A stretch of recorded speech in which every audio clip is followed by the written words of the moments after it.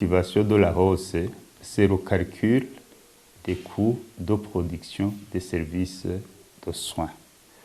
Il y a une étude qui a été faite en 2019 qui a montré que les coûts de production ne sont pas corrélés avec les charges des structures médicales. La première raison, c'était pour que les hôpitaux ne travaillent pas à perte. La deuxième raison majeure, c'était pour que les services soient de qualité. Les instruments pour produire coûtent beaucoup.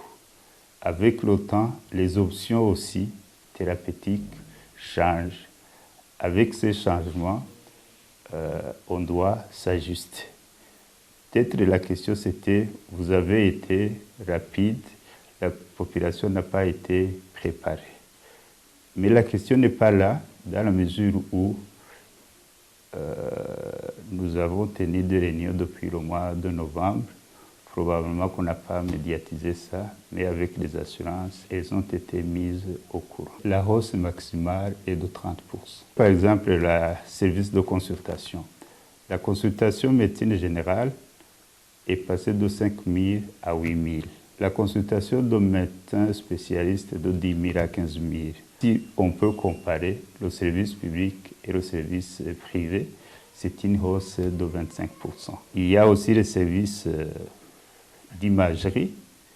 Je fais allusion à l'échographie, je fais allusion au scanner, je fais allusion à la radiographie standard.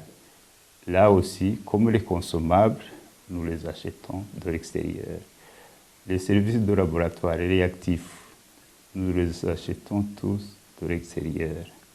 Les instruments ou le matériel pour analyser les échantillons sont tous achetés de l'extérieur. Ce qui fait que s'il y a une variation des devises, ça a une influence négative sur le coût de production de nos services.